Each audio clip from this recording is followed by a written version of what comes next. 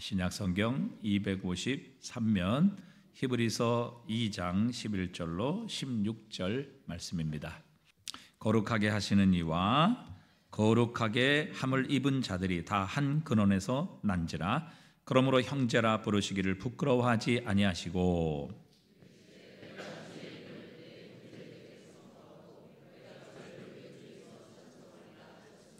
또 다시 내가 그를 의지하리라 하시고 또 다시 볼지어다 나와 및 하나님께서 내게 주신 자녀라 하셨으니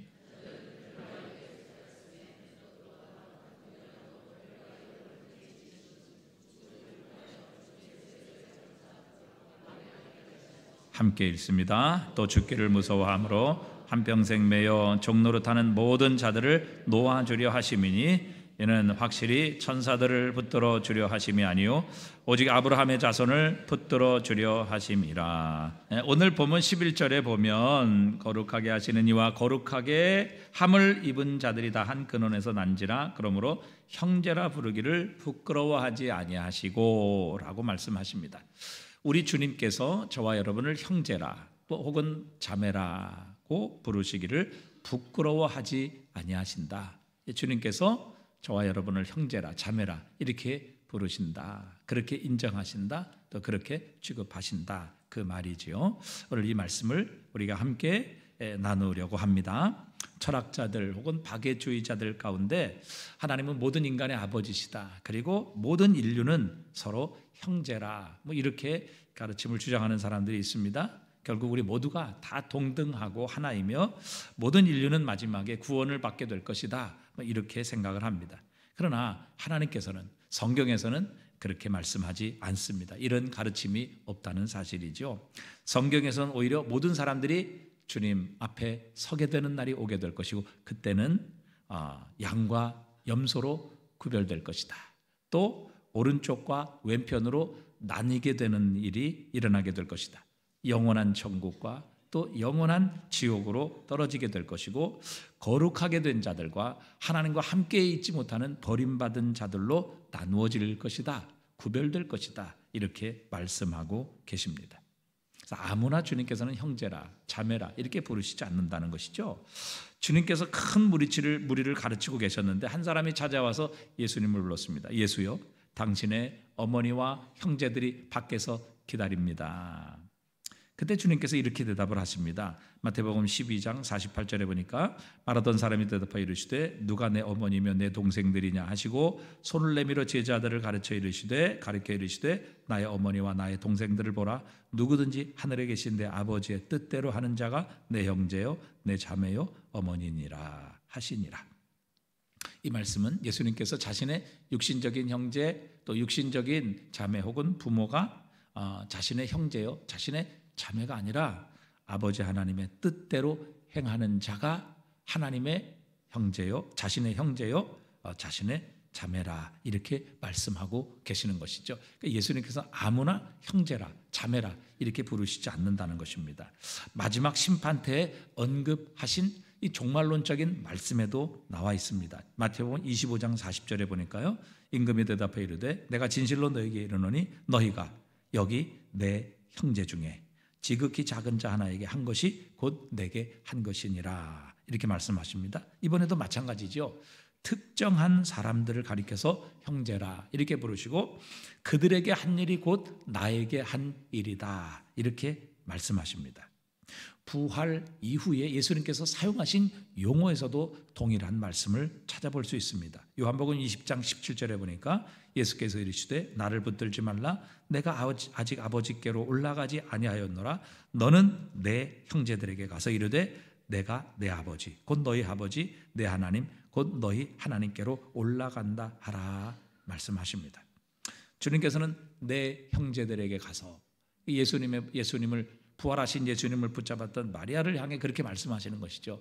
너는 가서 내 형제들에게 가서 말하라. 내 아버지 곧 너희 아버지 내 하나님 곧 너희 하나님께로 올라간다 하라. 이렇게 말하라고 말씀하십니다. 그러니까 예수님께서는 아무나 형제, 아무나 자매 이렇게 부르시지 않았다는 것입니다. 모든 인류를 향해 형제, 자매 이렇게 말씀하신 적이 없다는 것이죠. 예수님께서 형제라고 부르신 단어는 특정한 사람들에게 적용되는 것입니다. 모든 세상 사람들에게 적용되는 말씀이 아니라는 것이죠. 특별한 사람, 주님이 택하신 사람, 주님께서 사역하시고 역사하셔서 주님의 자녀로 혹은 하나님의 자녀로 거듭난 자들을 향해 형제라.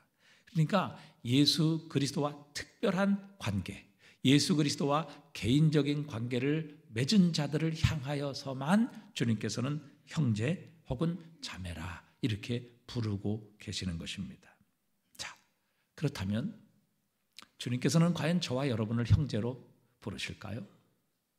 저와 여러분을 형제로 부르시겠느냐 하는 것입니다.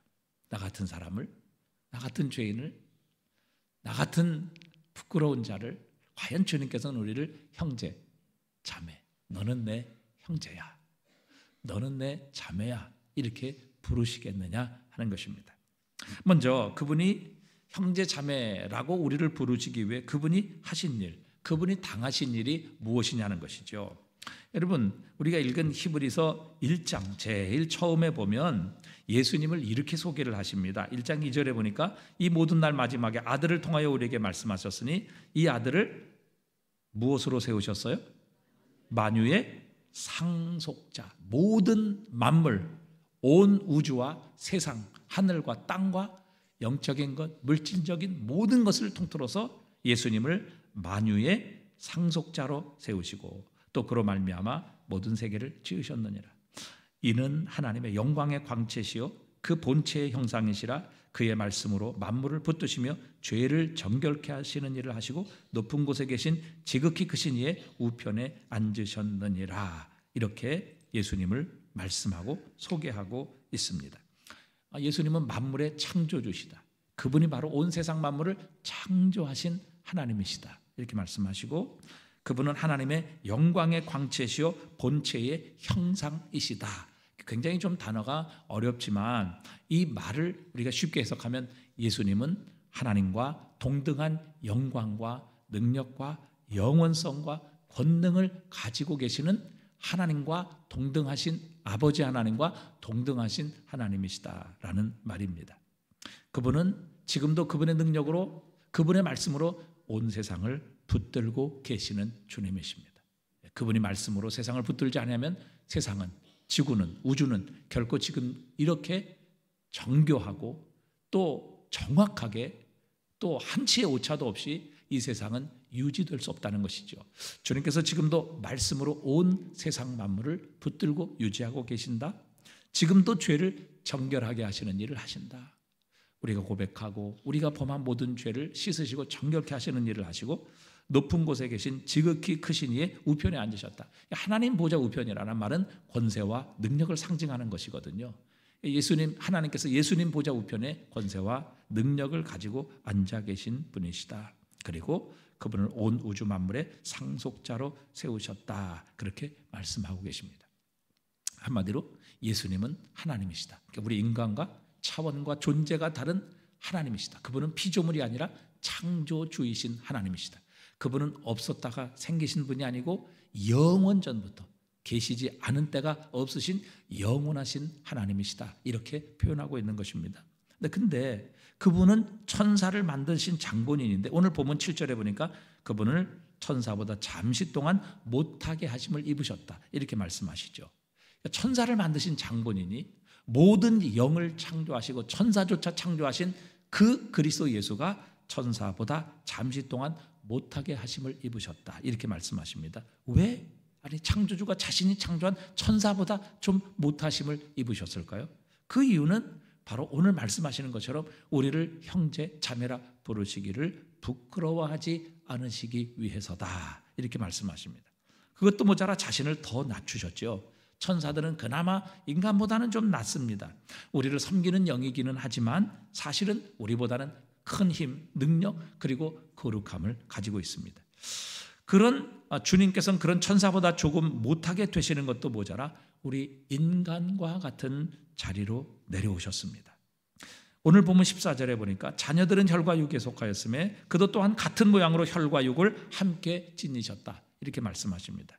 빌립보서 2장 8절은 사람의 모양으로 나타나사 자기를 낮추시고 죽기까지 복종하셨으니 곧 십자가에 죽으심이라.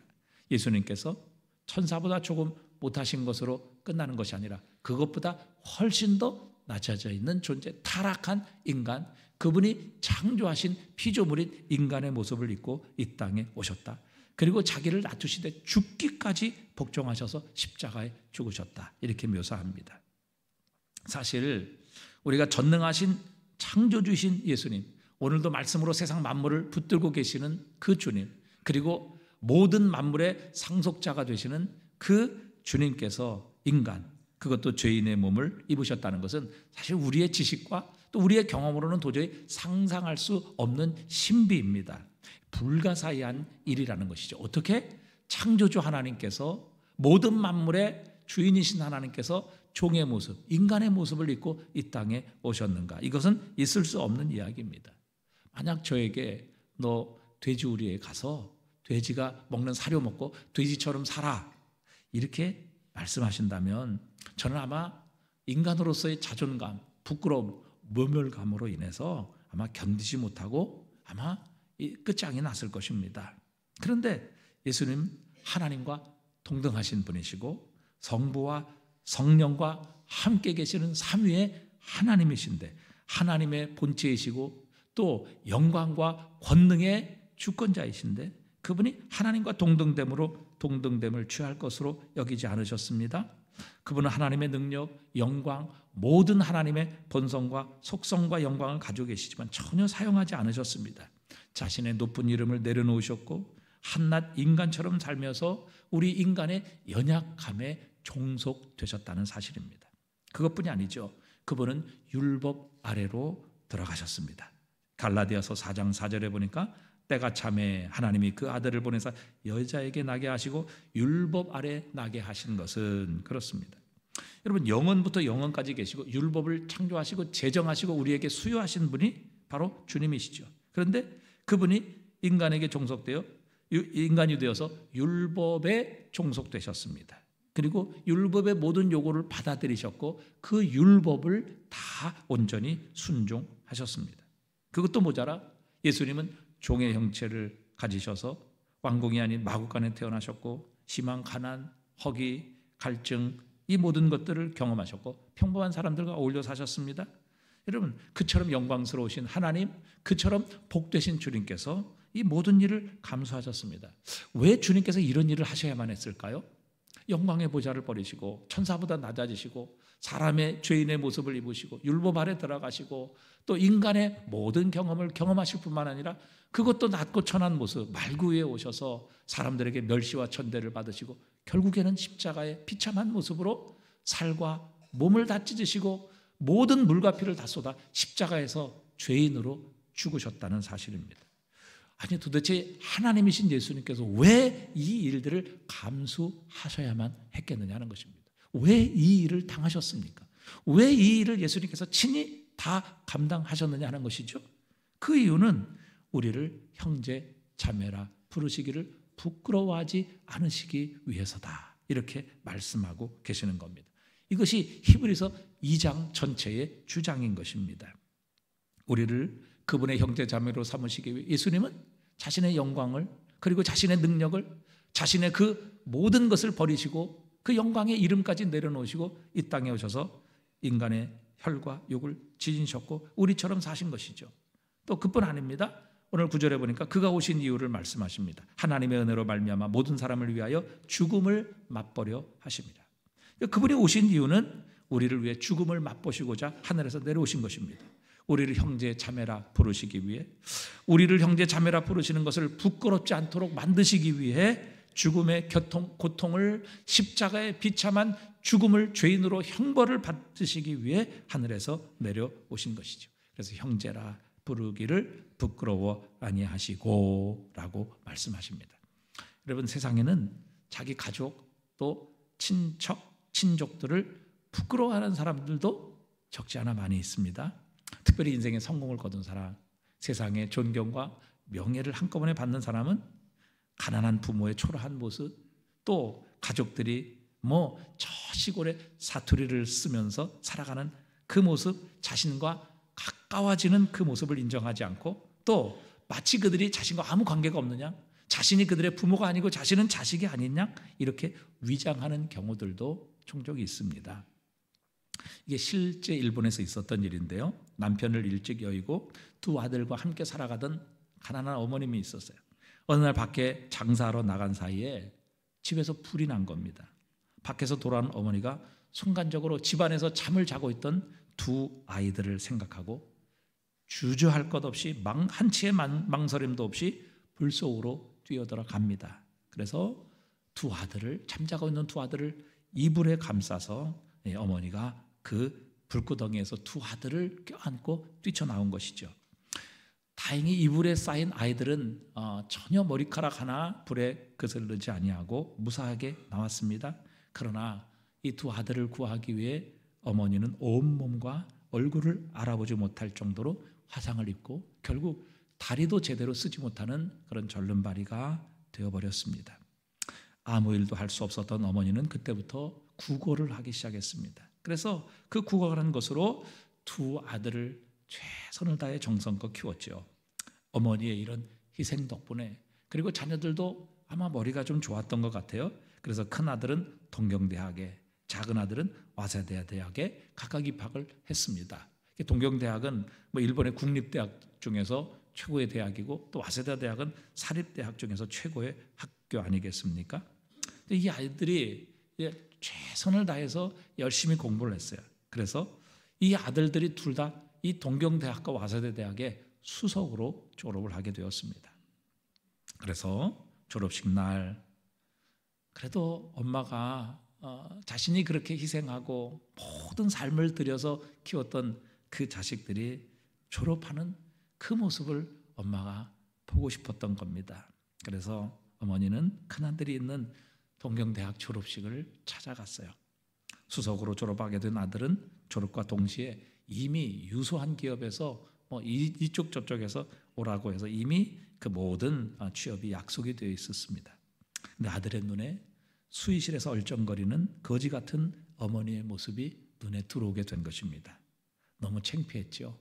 수많은 귀빈들, 또 고관 대작들, 그리고 부자들, 그런 사이에서 거지 같은 그 어머니가 어슬렁거리고 마치 자기를 찾는 모습 같은 그 어머니의 모습을 보고 부끄러웠습니다. 알고 싶지 않았던 것이죠. 자기와 아무 관계 없다고 그렇게 부인하고 싶었습니다. 그래서 수의실에 그 사람이 찾는 그런 사람은 없다고 해달라, 이렇게 전했습니다. 그 얘기를 들은 어머님은 슬픈 얼굴로 절뚝거리며 돌아섰습니다. 아들에게 버림받은 서러움에 더 이상 살 의지를 잃어버린 어머님은 자기가 이제 마지막 죽기 전에 그래도 둘째 아들의 얼굴을 보고 싶어서 이제 둘째 아들이 졸업하는 와세다 대학을 찾아가게 됩니다. 하지만 첫 번째 그 상처로 인하여 그 어머니는 차마 들어가지 못하고 그 교문 박수의실에서 이제 어물쩡거리고 있었지요. 발길을 돌릴 수밖에 없었습니다. 마침 그때에 이런 모습을 발견한 둘째 아들이 절뚝거리며 황급히 자리를 떠나는 어머니를 발견하게 된 겁니다. 그래서 큰 소리로 어머니, 어머니 부르면서 달려나와서 어머님을 자신의 등에 업습니다. 그리고 졸업식장 안으로 들어가서 이 어머니를 귀빈석에, 자신의 부모들을 초대하는 귀빈석에 어머니를 앉혔습니다. 어머니는 등에 업혀가면서 사람 잘못 봤어요, 나는 아닙니다, 이렇게 연신 부인을 했지만 아들은 어머니를 졸업식장에 그 부모님의 귀한 자리에 앉혔습니다. 주변에 값비싼 액세서리로 치장했던 이 귀부인들이 수군거리며 냄새나는 그 어머님을 향해 곁에 가려고 하지 않았죠. 엄마는 몸둘 바를 몰랐습니다. 얼굴 화상으로 다 뭉개져 있지요.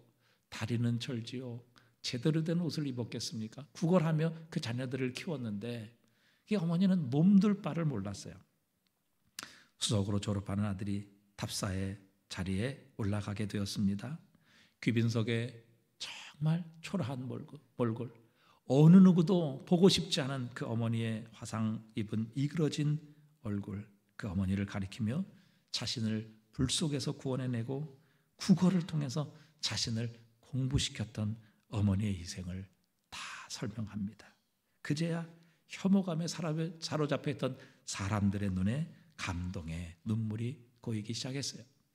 이렇게 자신을 위해 고생한 초라한 몰골의 어머니를 부끄러워하지 않았던 이 둘째 아들의 소식이 결국 매스컴과 또 신문을 통해 알려지게 되었습니다. 그래서 아주 큰 대기업의 회장의 사위가 되어서 그 기업을 물려받게 되는 그런 일이 일어났다고 합니다. 그러나 그 어머니를 부끄러워했던 큰아들의 소식도 결국 전해지게 되었고, 자신을 오라고 했던 모든 대기업에서 결국은 그 취업마저 취소되는 이런 일이 일어나게 되었습니다. 여러분 어떻습니까? 우리를 위해 그 가난한 모습, 처참한 모습, 상처받은 모습, 그리고 가장 중한 죄인으로 십자가에 못 박혀 죽으신 예수 그리스도. 여러분 혹시 우리가 그 그리스도 예수를 부끄러워하는 것은 아닌지요? 그분 때문에 우리는 살았고, 그분 때문에 구원받았고, 그분 때문에 하나님의 자녀가 되는 권세를 얻게 되었는데, 그래서 예수 그리스도를 우리의 형제로, 그 그리스도 예수를 우리의 친구로 섬기게 되는 이 놀라운 특권과 생명을 얻게 되었는데, 우리는 혹시 이 세상을 살아가며 예수 그리스도를 부끄러워하지 않습니까? 그분의 이름을 전하는 것을 부끄러워하고, 내가 그분의 자녀이며 예수 그리스도의 형제 자매라는 것을 부끄러워하고 있지는 않은지, 정말 우리는 이 놀라운 은혜와 그 사랑에 감격하여 그리스도 예수의 이름을 자랑하며 그분의 이름을 영광스럽게 생각하고 있는지 우리의 모습을 돌이켜봅니다. 자, 그런데 정반대로 주님께서는 여러분 우리를 그분의 형제 자매라 부르시기를, 인정하시기를 부끄러워하지 아니하신다, 그렇게 말씀하십니다. 우리를 주님은 오히려 형제 자매로 불러주시기 위해, 그렇게 부르시기 위해 우리의 신분을 바꾸시고 우리의 본질을 변화시켜 주시기 위해 죄인된 우리를 거듭나게 하셔서 하나님의 자녀로, 아들, 딸로 삼으시기 위해 주님께서는 지금까지 설명한 이 모든 일을 친히 감당하셨습니다. 자신의 신분, 자신의 지위, 모든 권세, 모든 영광, 그분의 모든 자존심, 명예, 모든 것 다 버리고 이 땅에 낮고 천한 인간의 모습, 그것도 말구유에 오셔서 정말 이 땅에 가장 가난한 모습으로 사셨고, 마지막에는 우리의 종이 되어 우리를 구원하시기 위해 자신의 생명을 우리의 대속 제물로, 우리의 속전으로 내어주시는 이 고통스러운 죽음으로, 부끄러운 모습으로 예수 그리스도는 십자가에 죽기까지 하셨다는 사실입니다. 여러분, 우리가 살아가는 모든 문제 해결책, 우리가 부족하다, 나는 왜 이렇게 살까, 왜 나에게는 이런 문제가 있을까? 여러분, 우리 인간의 모든 필요의 해답, 모든 문제 해결책은 사실 주님께서 나를 형제 자매로 부르시기를 부끄러워하지 아니하신다는 이 사실을 깨닫는 데 있습니다. 여러분, 이 엄청난 은혜, 우리가 측량할 수 없는 이 그리스도 예수의 놀라운 사랑과 은혜를 우리가 깨닫는다면, 여러분, 우리의 삶에 일어나는 문제, 우리가 지금 가지고 있는 고민, 또 우리가 부족하다고 생각하는 이 모든 삶의 모습은요, 한꺼번에 다 사라지고 없어지고 떠나게 되는 것입니다. 이 모든 일을 하시고 결국 예수님께서는 우리를 하나님의 자녀로 삼으셨고, 그러기에 예수님께서는 우리를 형제 자매라 부르시기를 부끄러워하지 아니하신다, 이렇게 말씀하십니다. 히브리서 1장 2절에 보니까요, 이 모든 마지막 날에 아들을 통하여 우리에게 말씀하셨으니 이 아들을 만유의 상속자로 세우셨다. 만유의 상속자, 예수님께서 하나님 아버지의 모든 것을 물려받는 상속자가 되셨다. 그분의 능력, 영광, 하나님의 나라, 이 모든 것의 주인이시고 왕이시라. 그분이 이 모든 것을 다 물려받는 상속자가 되셨다, 이렇게 말씀하십니다. 그런데 여러분, 하나님 아버지의 모든 것의 상속자가 되시는 예수 그리스도께서 우리를 형제라 자매라 부르시기를 부끄러워하지 않으신다. 이것은 우리를 바로 그분의 수준, 그분의 위치, 또 그분의 지위로 우리를 옮겨주셨다. 우리의 모든 신분과 우리의 지위, 우리의 능력, 우리의 모든 존재, 이 본질적인 변화가 그리스도 예수로 말미암아 그분이 우리를 위해서 행하신 이 일로 말미암아 우리에게 이 놀라운 변화의 역사들이 일어나게 하셨다라는 것을 의미하는 것입니다. 여러분, 이 상속자와의 관계는 정말 우리에게 얼마나 우리의 삶에 변화를 주는지 알 수 없습니다. 여러분, 상속자와 사이가 친밀하다, 이것은 특권이죠. 만약에 여러분 우리나라 최고의 기업인 이건희 회장의 상속자인 이재용 회장과 친밀하다, 아주 친하다, 매일 만난다, 여러분 이거는 놀라운 특권이죠. 여러분, 다른 사람은 상상할 수 없을 것입니다. 왜 그렇습니까? 그가 물려받은 유산을 함께 나누어 쓸 수 있기 때문입니다. 그런데 여러분, 만유의 상속자이신 예수 그리스도가 우리를 그분의 형제요 자매로 인정해 주신다. 형제 자매로 부르시기를 부끄러워하지 아니하신다. 여러분, 이 진리를 우리가 깨닫는다면 지금 우리가 가지고 나온 고민, 염려, 여러분 이 세상의 모든 문제, 이건 결코 하나님 앞에 우리를 그분의 형제 자매로 삼아주신 이 놀라운 하나님의 은혜와 이 축복과 특권 앞에 사실 이건 결코 문제도 될 수 없는 것이죠. 많은 그리스도인들이 그리스도 예수께서 우리를 형제 자매로 부르시기를 부끄러워하지 아니하신다라는 하는 이 사실을 우리가 사실 확신하지 못해요. 깨닫지 못해요. 그래서요, 우리가 이 세상에서 구별된 삶을 살지 못해요.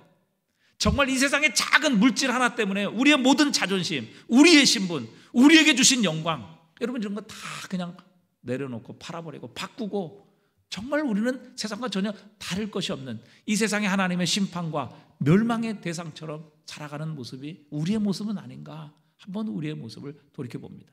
여러분, 그리스도 예수께서 우리를 형제 자매로 부르시기를 부끄러워하지 아니하신다, 이것이 우리에게 얼마나 놀라운 특권과 지위와 능력과 영광을 주는지 제대로 깨닫지 못하는 것, 알지 못하는 것이죠. 그래서 우리가 이 세상과 별로 다를 것이 없는 삶을 살아가는 거예요. 하나님께서 주신 이 영광스러운 모습을 유지하고 이것을 자랑스럽게 생각하는 것이 아니라 정말 이 세상 앞에서 우리는 때로 비굴한 모습으로, 연약한 모습으로, 아무것도 갖추지 못한 그런 자처럼 우리가 살아가는 것입니다. 여러분, 태국에 패키지 여행을 가면 이제 그 중에 하나 옵션이 뭐냐면 호랑이 쇼를 관람합니다. 사육사가 거대한 그 호랑이 앞에서 그 사육사가 주의봉을 이렇게 흔들거나 아니면 채찍 같은 것으로 이렇게 막대기로 지시를 하면요, 그 집채만한 호랑이들이 그대로 따라합니다. 그리고 얼마나 잘 움직이는지 알 수 없어요. 그 사육사의 그 집행이 하나에 모든 호랑이들이 다 움직이고 말을 듣습니다. 그런데 그 호랑이가 사육사의 말을 들을 때마다 사육사는 어김없이 작은 고기 조각으로 자신의 말을 듣는 호랑이에게 보상을 해요. 그래서 보면 꼭 여기서 주머니에서 이제 고기 하나 자기 말 잘 들으면 준단 말이죠. 그리고 어느 순간인가 음악이 나옵니다. 아마 그때가 클라이맥스인 것 같아요. 싸이의 강남 스타일이 나옵니다. 그러면 그 호랑이가 그 싸이의 강남 스타일에 맞춰서 호랑이가 춤을 춰요. 사람들이 환호성을 지르죠. 주변에 열광의 도가니가 됩니다. 여러분, 이것을 보고서 무엇을 느낍니까? 이건 아니다, 그런 생각이 좀 들지 않습니까? 호랑이가 누구입니까? 맹수의 왕입니다. 그런데 그런 경박한 음악과 사람들의 박수 소리에 맞춰서 춤을 추는 모습, 여러분 전혀 호랑이의 모습을 우리는 거기서 찾아볼 수가 없습니다. 정말 자존심 상한 것이죠. 어마어마한 덩치를 가진 호랑이, 맹수의 왕이라고 하는 그 호랑이가 사육사가 던져주는 그 작은 고기 하나에 자신의 모든 자존심, 자신의 모든 지위와 영광을 다 내팽개쳐버리고 그 작은 고기 덩어리 하나에 모두 순종하고 다 내려놓는 그런 모습에서, 여러분 이거는 정말 기쁘고 즐거운 게 아니라 조금 자존심 상하는 그런 모습을 발견하게 됩니다. 여러분, 혹시 우리 가운데 나는 정말 하잘것없는 존재, 나는 전혀 의지할 것이 없는 가난한 그런 빈털터리, 여러분 이런 것으로 느끼며 혹시 살아가고 있는 그런 그리스도 예수의 형제 자매는 있지 않습니까? 사실 우리가 그리스도인이라면 구원의 완성을 향해 나가는 과정 중에 있는 사람이라면 우리 주 예수 그리스도께서 저와 여러분을 형제 자매라고 부르기를 부끄러워하지 않으신다는 사실입니다. 근데 그분은 만유의 상속자이시라는 거예요. 고린도전서 3장 21절에 보니까 그런즉 누구든지 사람을 자랑하지 말라, 만물이 다 너희의 것이며 이렇게 말씀하십니다. 그러니까 고린도 교회 성도들을 향해서 바울이 그렇게 얘기해요. 사람을 자랑하지 말라, 가진 것 자랑하지 마라, 사람 때문에 부러워하지 마라. 왜? 만물이 다 너희의 것임이니라 이렇게 말씀하세요. 그리스도인들을 향해서요, 만물이 다 너희의 것임이니라 이렇게 말씀하세요. 또 왜 바울이 그렇게 얘기를 했을까요? 자, 그 다음 고린도전서 3장 23절에 보니까 이렇게 말씀하세요. 한번 우리 읽어볼까요? 너희는 그리스도의 것이요 그리스도는 하나님의 것이니라. 여러분, 그리스도가 누구예요? 만물의 상속자잖아요. 우리가 그리스도의 것이라, 그리스도께서 우리를 형제 자매라 부르시기를 부끄러워하지 아니하시는 바로 주님의 형제 자매요 하나님의 아들 딸이라 이렇게 우리를 정의하고 계신다고요. 그렇기 때문에 여러분, 결코 우리가 지금 세상에 보기에 물질적으로 사람의 눈에 보기에 가진 것이 없고 또 우리가 배운 것이 없고 부족할지라도 그것으로 인하여 우리는 이 세상에서 주눅들거나 이 세상에 던져주는 그 고기 하나에 우리의 모든 자존심과 우리의 모든 하나님이 주신 이 놀라운 영적인 신분을 팔아버리고 세상과 전혀 다를 것이 없는 그런 모습으로 살아가는 것은 결코 하나님 기뻐하시지 않는다는 사실이죠. 여러분, 하나님께서 그분을 만유의 상속자로 세우시고 그분은 우리를 형제 자매라 부르시기를 부끄러워하지 않으신다고 말씀하십니다. 그래서 바울은 고린도후서 6장 9절에서 이렇게 말씀하세요. 우리 다 같이 읽어보겠습니다. 무명한 자 같으나 유명한 자요, 죽은 자 같으나 보라 우리가 살아있고, 징계를 받는 자 같으나 죽임을 당하지 아니하고, 근심하는 자 같으나 항상 기뻐하고, 가난한 자 같으나 모든 사람을 부유하게 하고, 아무것도 없는 자 같으나 모든 것을 가진 자로다. 아멘. 여러분, 세상 사람들이 보기에 바울 같은 경우는 전혀 유명하지 않았어요. 돌로 쳐서 죽임을 당할 정도로 그런 사람들에게 핍박을 받았던 사람이에요. 그러나 그의 이름을 하나님이 알고 계시다고요. 누가 진짜 유명한 자예요? 여러분, 세상에서 많은 사람들의 인기와 그 이름 하나면 모든 사람들에게 통하는 그 사람이 진짜 유명한 자입니까? 하나님 앞에 섰을 때 나는 네 이름 몰라, 나는 너 몰라, 내게서 떠나, 이렇게 말씀하신다면 그 사람이 진짜 유명한 사람이겠느냐 하는 것입니다. 여러분, 세상 사람 알아주지 못해도 주님이 내 이름 아시면 우리는 진짜 유명한 사람입니다. 이게 그리스도인이에요. 말씀하십니다.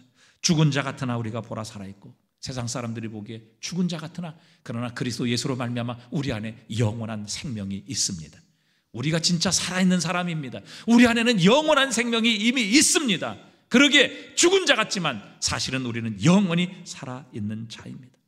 세상 사람들이 보기에 징계를 받고 핍박을 받는 자 같지만 사실은 죽임을 당하지 아니하고, 근심하는 자 같으나 항상 기뻐하고, 가난한 자 같으나 모든 사람을 부유하게 하고.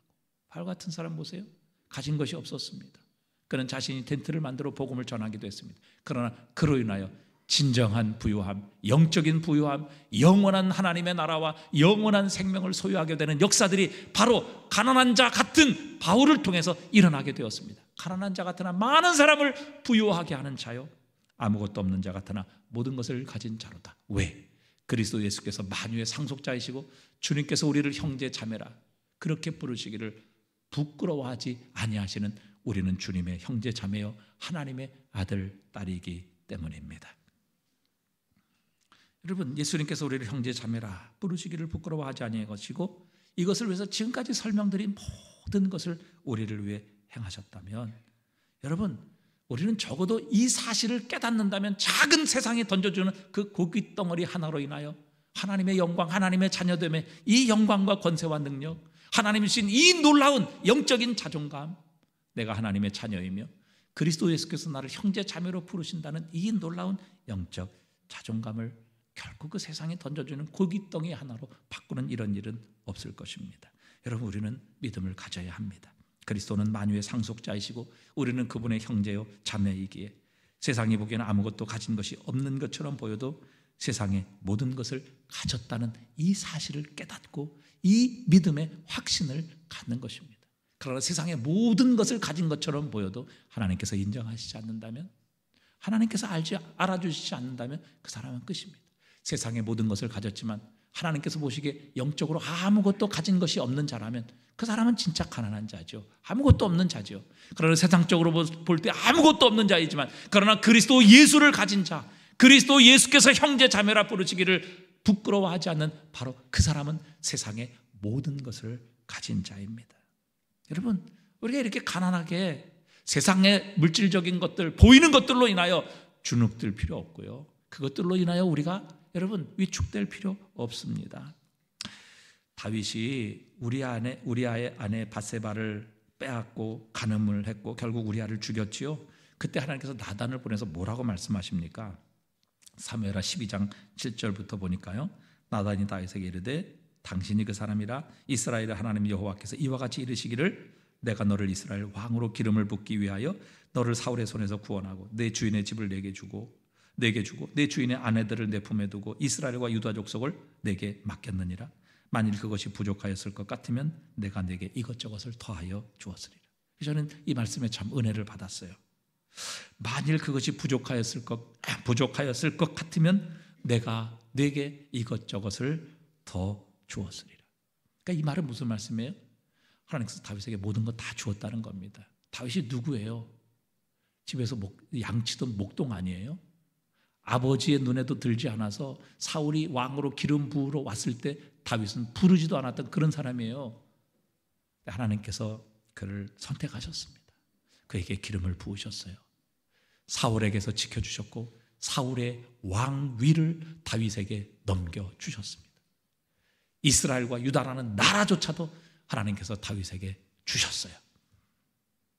아니, 다윗이 받지 않은 것이 어디 있습니까? 다윗도 이제 부족한 게 뭐가 있어요? 왕이잖아요. 하나님께서 목동에서 왕이라는 자리로 그를 축복해 주셨고 그에게 모든 것을 주셨다고요. 그런데 뭐가 부족해서 그 남의 아내를 빼앗고 그 남편을 죽여서 결국 그 남의 아내를 자신의 아내로 삼는 이 죄악을 범했느냐, 그 말씀이에요. 야, 내가 너에게 주지 않은 건 뭐 있어? 내가 너에게 다 줬잖아. 사울의 왕위도 빼앗아서 내가 너에게 주었고 그의 모든 나라도 너에게 다 주어서 내가 너에게 모든 것 주었는데 도대체 무엇이 부족해서 남의 아내를 빼앗아 내 아내를 삼으며 그 남편을 죽여서 결국 그렇게 살인까지 보면 주님 그 말씀이에요. 여러분, 이 말씀은 다윗에게 주는 말씀이에요. 오늘 우리에게 주시는 말씀이에요. 여러분, 하나님께서 저와 여러분에게 모든 것 주셨어요. 그리스도 예수께서 우리를 형제 자매라 부르시기를 부끄러워하지 아니하신다. 그 주님이 만유의 상속자이세요. 여러분, 하나님께서 그분의 독생자까지 우리에게 주셨잖아요. 그분은 우리의 생명까지 주셨잖아요. 주님께서 말씀하셨어요. 자, 그 아들을 아끼지 아니하고 너희를 위해서 내어주시니까 우리에게 무엇인들 아끼겠느냐. 주님이 모든 것 다 주셨다 그 말이에요. 최고의 것을 주셨는데 나머지 것 주시지 않겠느냐 이거예요. 만약에 그거 부족하면 구하라. 그러면 내가 너에게 이것저것 더하여 주리라. 그 말씀이거든요. 여러분, 왜 아무것도 없는 것처럼 우리가 이렇게 사느냐 말이죠. 주님께서 우리에게 모든 것 주셨고 하나님은 그의 독생자까지도 주셨으며 우리에게 생명까지도 주신 그 주님께서 우리를 형제 자매라 부르시기를 부끄러워하지 아니하시는데, 여러분, 우리 모든 것 받았잖아요. 부족하면 더 주시겠다 그렇게 약속하시잖아요. 여러분, 우리가 바로 그런 자입니다. 이런 은혜와 이런 특권과 이런 축복과 이런 풍성함과 부유함을 받은 자들인데, 여러분, 무엇 때문에 우리가 그리스도인임을 부끄러워하며 또 그리스도 예수의 복음을 부끄러워하고 내가 하나님의 자녀됨에 그 이름을 밝히는 것, 내가 예수 그리스도를 믿는 것을 왜 부끄러워하며 사느냐는 것이죠. 히브리서 12장 12절 13절의 말씀의 요지는 이것입니다. 주님께서 우리를 형제로 여기신다는 것이죠. 자매로 여기신다는 겁니다. 그 말은 이 세상에서 우리를 특별한 존재로 보신다는 거예요. 세상의 모든 사람을 주님이 형제 자매라 이렇게 부르시지 않아요. 그리스도 예수께서 특별히 택하신 하나님의 아들, 딸, 자신이 생명을 바쳐 구속한 바로 그 하나님의 아들, 딸들을 향해서 주님께서는 내 형제라 이렇게 부르신다, 이렇게 말씀하시는 것입니다. 그분의 형제 자매라고 부르는 자들은 주님께 속한 특별한 백성입니다. 아모스서 3장 2절에 보니까요, 내가 땅의 모든 족속 가운데 너희만 알았나니 이렇게 말씀하세요. 아니, 하나님께서 뭐 지식이 없으셔서 눈이 없으셔서 모든 세상의 민족 가운데 이스라엘 백성만 알으셨겠어요? 그게 아니죠. 하나님께서 모든 세상의 족속이 있지만 그러나 이스라엘 백성은 특별한 관심, 특별한 마음을 가지고 그들을 보고 계시고 알고 계신다, 그 말입니다. 여러분, 난 참 외롭습니다. 난 의지할 것이 없습니다. 난 버림받은 것 같습니다. 여러분, 이렇게 느낄 필요가 없습니다. 주님께서 이제껏 설명하신 모든 일을 당하신 것은 바로 저와 여러분을 주님의 형제, 주님의 자매라 부르시기를 부끄러워하지 아니하시기 위해서 주님께서 이 일을 행하셨다고요. 여러분, 그분이 진이 인간의 몸을 입고 우리가 당하는 모든 고통 당하셨습니다. 심지어 우리보다 더 끔찍한 십자가의 죽음, 우리의 죄를 위해서 대신 당하셨습니다. 그래서 여러분, 주님은 우리를 도우실 수 있어요. 우리를 동정하시는 분이십니다. 우리가 어떤 시험을 겪고 있든지 다 알고 계시고 그 시험이 어떤 것인지 알고 계시고 그것을 위해 주님은 우리를 돕고 지금도 우리를 위해 기도하고 계세요. 히브리서 4장 15절에 보니까요, 이렇게 말씀하십니다. 함께 읽어보겠습니다. 우리에게 있는 대제사장 우리의 연약함을 동정하지 못하실 리가 아니 모든 일에 우리와 똑같이 시험을 받으시니로되 죄는 없으시니라. 그러므로 우리가 긍휼함을 받고 때를 따라 돕는 은혜를 얻기 위하여 은혜의 보좌 앞에 담대히 나아갈 것이니라. 아멘. 여러분, 주님의 형제 자매인 우리를 주님께서 돌보고 계십니다. 지금도 우리를 위해 기도하고 계세요. 우리를 돕기 원하세요. 우리의 모든 것을 주셨고 우리가 필요하고 원한다면 주님께서 이 모든 것을 더하시겠다, 그렇게 약속하셨어요. 주님께서 우리를 형제 자매로 부르시기를 부끄러워하지 아니하신다. 이 말씀 속에는 어마어마한 진리가 담겨 있습니다. 주님께서 오늘 이 진리를 좀 깨닫게 해주시기를 원합니다. 주님께서 도대체 우리를 위해서 무슨 일을 행하셨고 이 일들을 행하심으로 우리를 형제 자매로 부르신다는, 부끄럽지 아니하신다는 이 사실 속에 얼마나 놀라운 특권과 위대한 하나님의 은혜와 축복이 담겨 있는지 하나님께서 우리의 믿음의 눈, 영적인 눈을 열어 이 사실을 깨닫게 하시고 보게 하실 때, 여러분, 지금 우리가 가지고 나온 문제, 우리가 가지고 있는 고통, 아픔, 슬픔, 또 가난함, 여러분, 이건 아무것도 아닙니다. 모든 것을 가진 자로다. 주님이 우리에게 말씀하세요. 독생자까지도 주셨는데 우리에게 무엇을 주시지 않겠느냐? 구하라, 찾으라, 두드리라, 우리에게 말씀하고 계세요. 오늘 다시 한번 주님께서 우리를 그분의 형제 자매라 부르시기를 부끄러워하지 아니하신다라는 사실 속에 하나님의 위로와 격려와 능력을 다시 한번 발견하시고 다시 한번 그리스도의 형제 자매로서의 이 자존감과 영광과 능력을, 권세를 회복하며 이 땅을 사랑하시는 저와 여러분 되시기를 축복합니다.